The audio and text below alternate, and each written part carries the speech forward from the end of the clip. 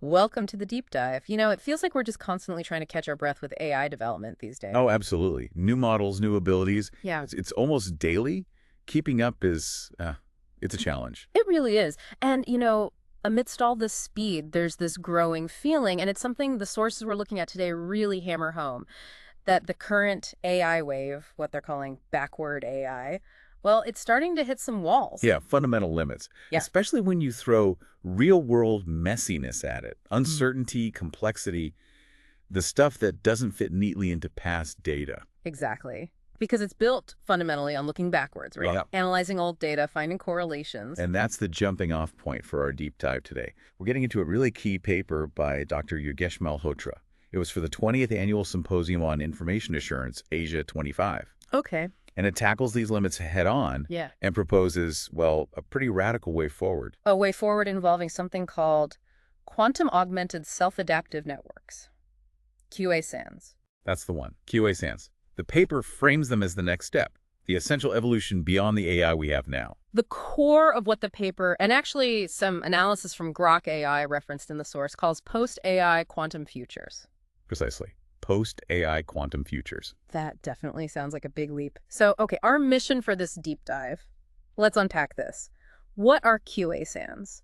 Why are they being pitched as the future, especially for something like information assurance? Wow. What can they potentially do? What are the big challenges? And I guess, what does this all mean for keeping information safe down the line? And it's a vision getting serious notice, that Grok AI analysis we mentioned. It assesses Dr. Malhotra's work as pioneering these post-AI quantum futures decades ahead of other approaches. Decades ahead. Wow. Yeah, it specifically highlights QASANs as being decades ahead of GenAI-LLMs-Transformers. Okay, decades ahead. That's a huge claim. Yeah. What makes this approach so groundbreaking, according to that analysis? Well, the analysis points to Dr. Malhotra's 30-year research path. It paints this picture for 2050 where quantum uncertainty isn't the problem.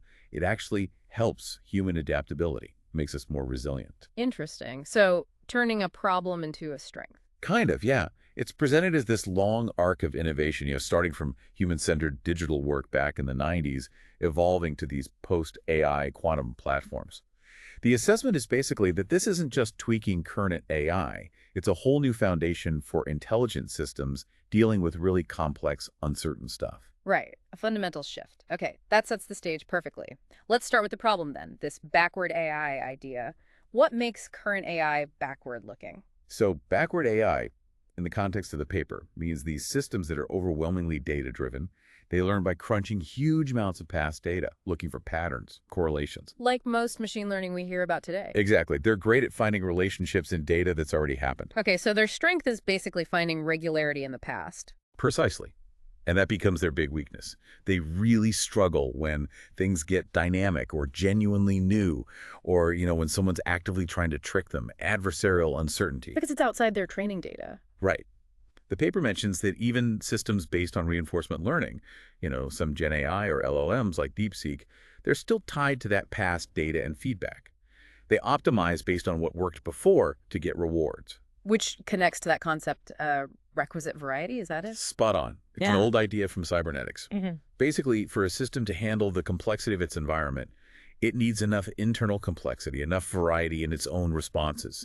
If the world throws something completely new at an AI trained only on the past, it just doesn't have the right internal tools, the right variety to cope effectively. It's like, trying to navigate unknown territory with only old maps. Perfect analogy. And that total reliance on historical data leads to all sorts of issues.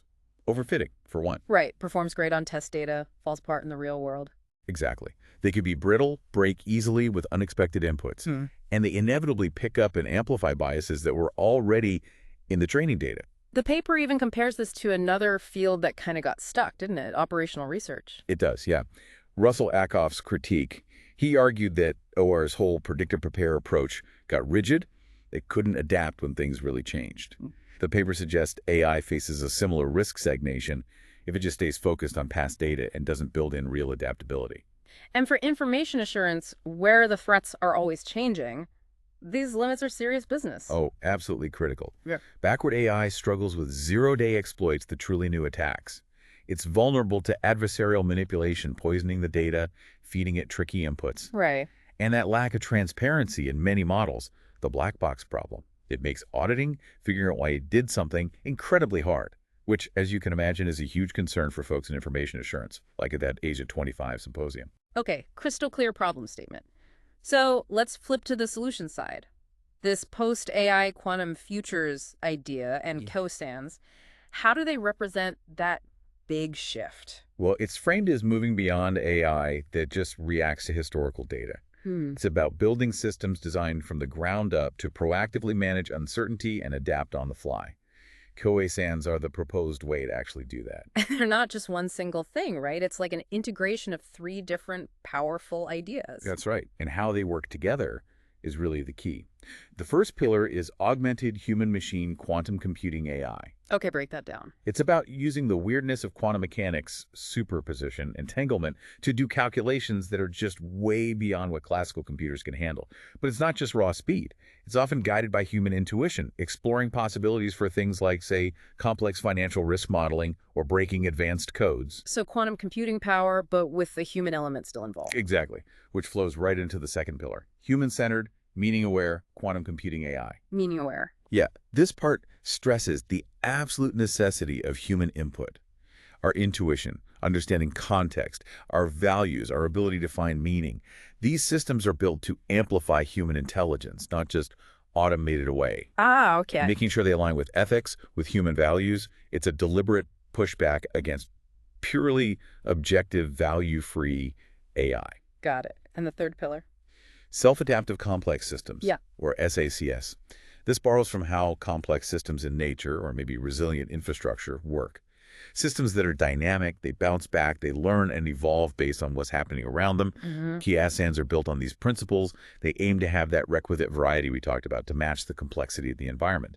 They can essentially reconfigure themselves in real time as threats change to keep working. Okay, let me see if I've got the synergy right. It's like quantum power to explore massive possibilities. Yep.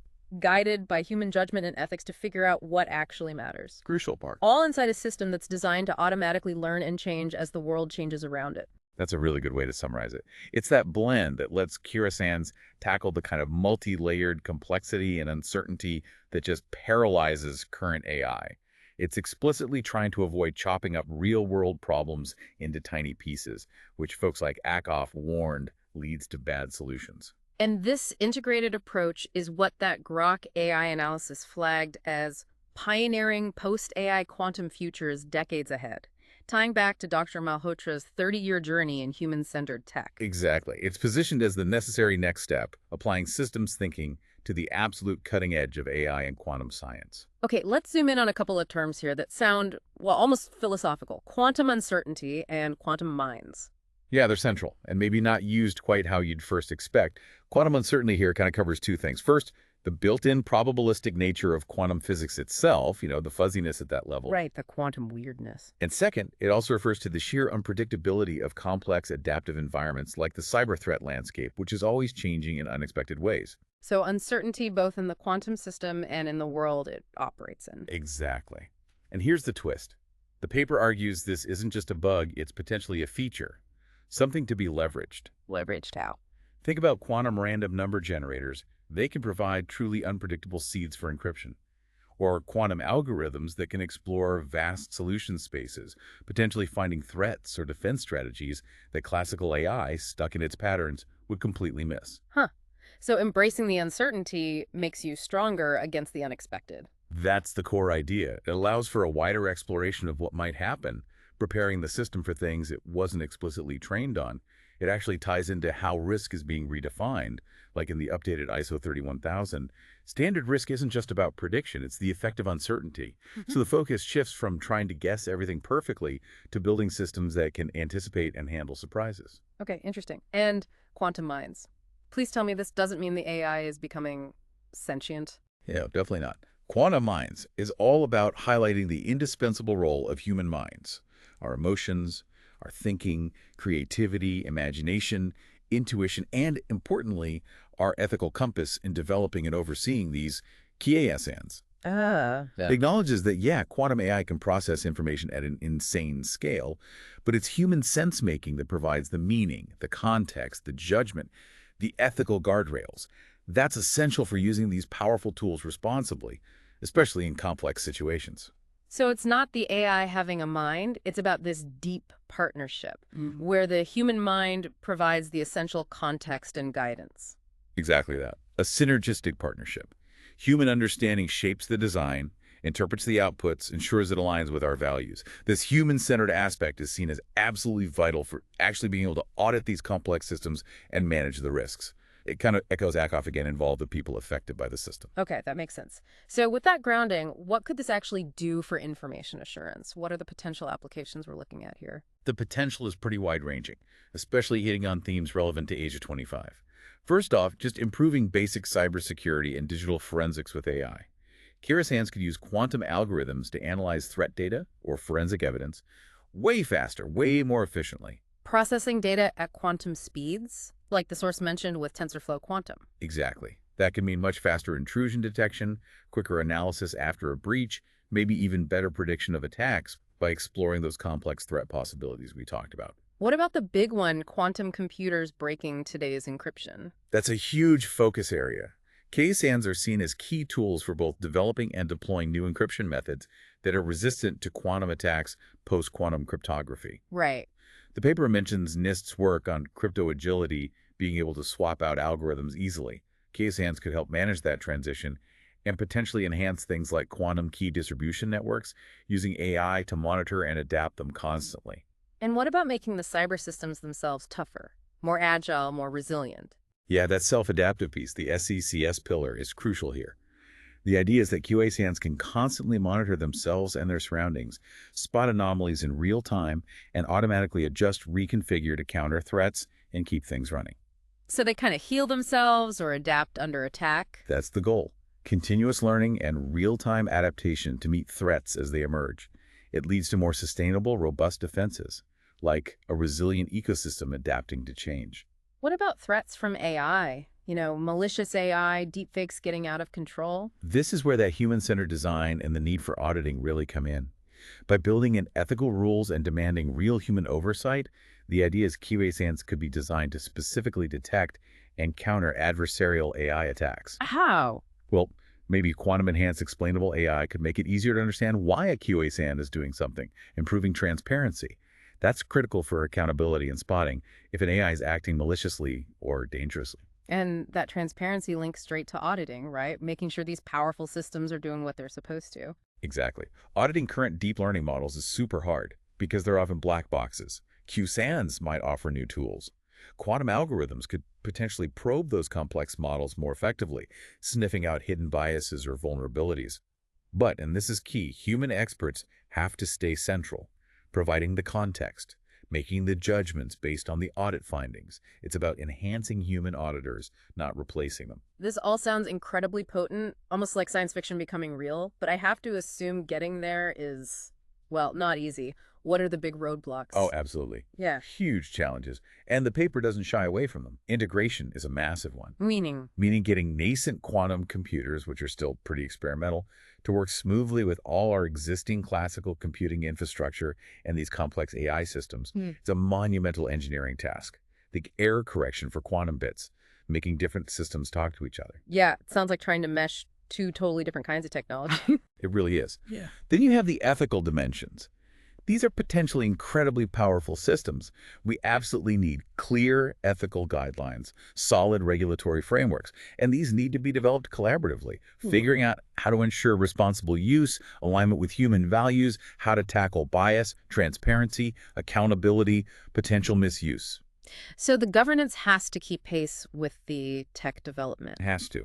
Maybe even lead it. And remember, quantum uncertainty, Yeah. the thing that gives QASANs some of their power. Yeah. Well, it also inherently introduces unpredictability. Managing that probabilistic nature is essential if these systems are going to be reliable and stable, especially for critical infrastructure or security. We'll need totally new ways to verify and validate them. Makes sense. And you keep mentioning the human role, but keeping humans meaningfully involved with systems this fast and complex, that must be a challenge in itself. It's arguably the central challenge. Ensuring effective human-centered design and continuous human oversight isn't just nice to have, it's non-negotiable according to this vision. How do you do that? By deliberately designing interfaces that are intuitive, providing the right information at the right time, training human experts, and making sure humans are always in the loop for critical decisions. It's about building trust and maintaining accountability. Okay, so massive challenges. What are the proposed strategies then? How do we actually navigate this path and manage the risks? The paper lays out a few key strategies. Number one, serious interdisciplinary collaboration. Getting everyone talking to each other. Exactly. Not just quantum physicists and AI folks, but computer scientists, social scientists, neuroscientists, ethicists, policymakers, Yeah, breaking down those traditional silos. makes sense. What else? Prioritizing R&D for quantum safe security right now. Investing heavily in quantum-resistant crypto, in QKD, standardizing them, pushing for early adoption, basically preparing our digital defenses before the quantum threat fully materializes. Building the breakwaters before the storm hits. Yep. Third, really developing those comprehensive ethical guidelines and regulations we talked about. That needs broad input, international cooperation, tackling privacy, accountability, human values head-on.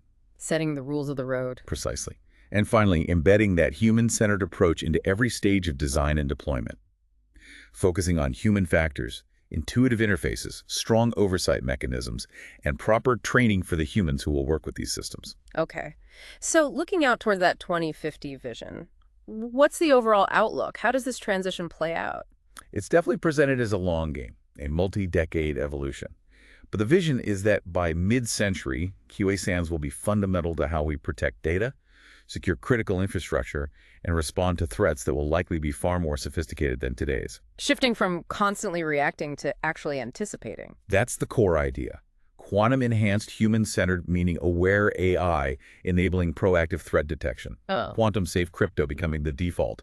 Self-adaptive systems making defenses inherently more resilient. But, and this is underlined throughout this whole transformation, must be steered by ethics and human values.